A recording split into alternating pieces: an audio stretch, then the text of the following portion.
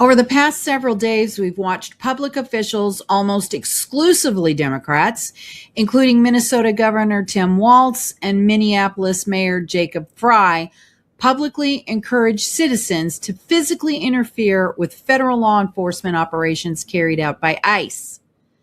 This is dangerous behavior. These were direct statements urging Americans to obstruct federal officers who are attempting to remove violent criminal offenders from our communities who have been embedded into our cities, counties, and states by the Biden administration. Biden's corrupt branch of the global organized crime syndicate, under the direction of Barack Obama, treated the borders of the United States as a sieve, encouraging lawless, criminal, military-aged men to walk across the border without any kind of impedance of United States Border Patrol. Right under the noses of the sleeping American people, politicians on both sides of the aisle pretended this massive military invasion of the country, which was disguised in plain clothes, was compassion. They call it asylum. This was not people seeking asylum. Democrats have learned to use words as weapons, and as soon as you figure out that nice little term they're throwing around is a cover for reality, they turn violent. Their followers are low IQ and narcissistic. These are micro movements of psychopaths and sociopaths.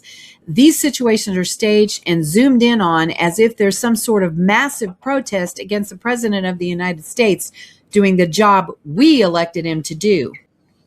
Those funding the Democrats, like George Soros and Michael Bloomberg, understand the characteristics of those easily manipulated and use that knowledge to influence the super stupid into clusters of armies to infiltrate and attack unwitting Americans.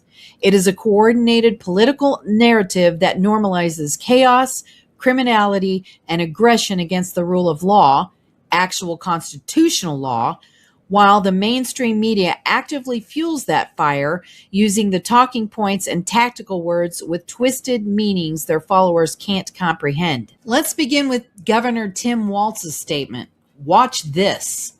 ICE agents are going door to door, ordering people to point out where their neighbors of color live.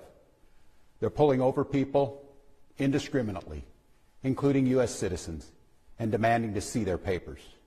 And at grocery stores, at bus stops, even at our schools. They're breaking windows, dragging pregnant women down the street, just plain grabbing Minnesotans and shoving them into unmarked vans, kidnapping innocent people with no warning and no due process. Let's be very, very clear. This long ago stopped being a matter of immigration enforcement. Instead, it's a campaign of organized brutality against the people of Minnesota by our own federal government. Now let's listen to Mayor Jacob Frey. Let's be very clear. I've seen conduct from ICE that is disgusting and is intolerable. Again, the message is the same. Don't cooperate, don't stand down, and actively oppose ICE. This is a political directive to undermine federal authority, and it puts both citizens and officers at risk. Now let's look at what this kind of rhetoric produces in real life.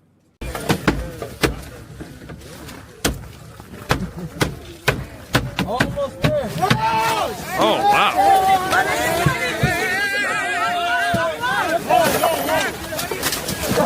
Oh, my God.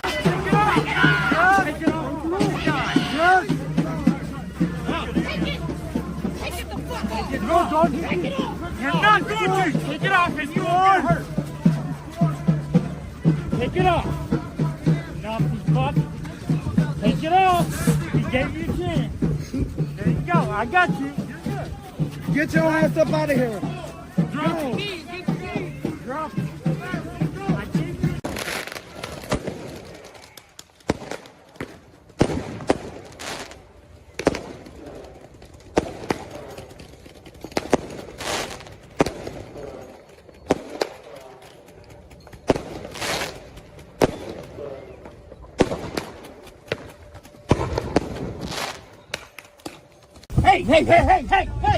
Hey, get! What did she just do? She fucking... Oh, shit. Okay, it's okay.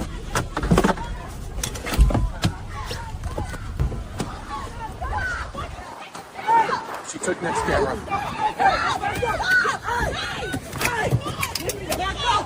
She just stole next camera.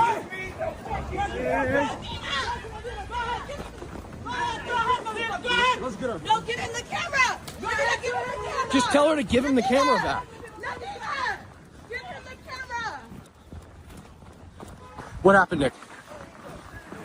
They just stole my camera. Right out of your hand while you're in the car?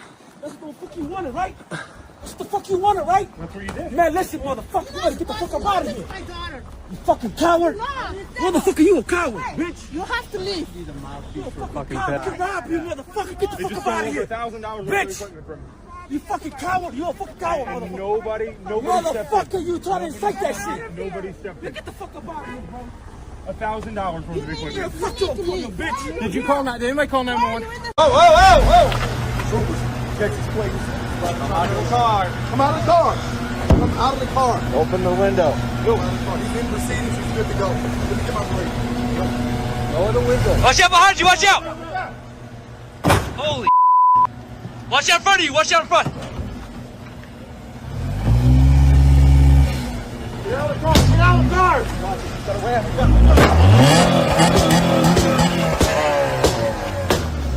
Cut it off. Cut it off. Now. Cut it off. Turn off the car. Cut the car. Cut off. Come out of the car. Come out of the car. Come out. Now.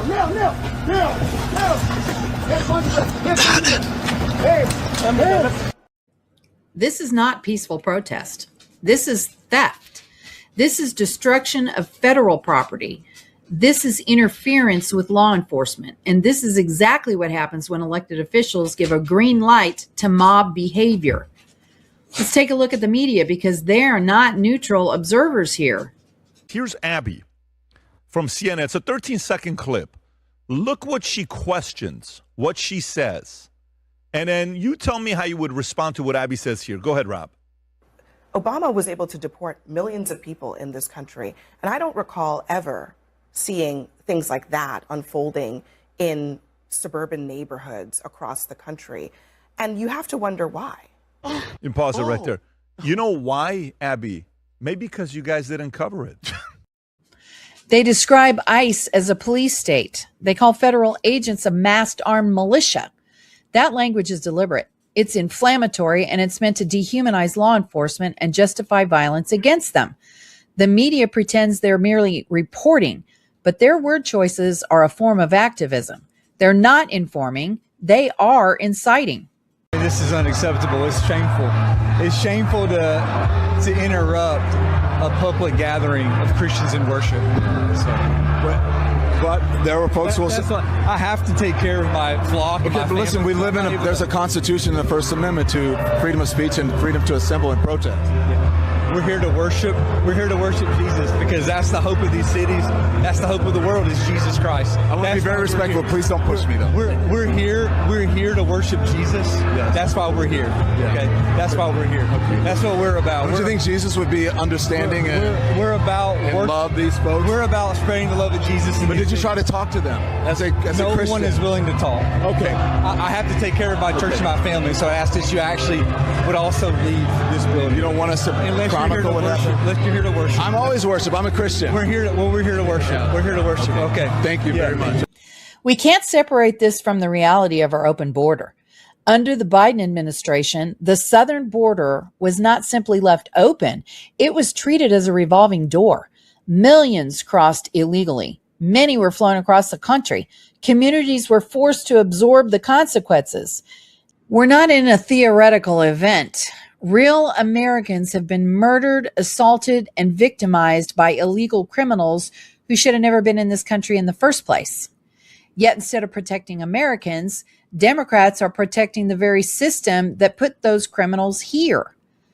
Now Congress is even considering a bill to defund ICE. The president has repeatedly inflamed tensions, espoused hateful rhetoric, and intensified attacks on Minnesotans, especially the Somali community.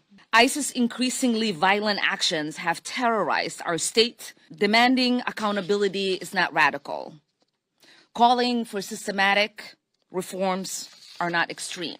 Our caucus members will oppose all funding for immigration enforcement in any appropriation bills until meaningful reforms are enacted to end militarized policing practices. ICE has no place in terrorizing Minneapolis or any American community. They tried to defund the police, and that failed catastrophically. So now they pivot to defunding ICE.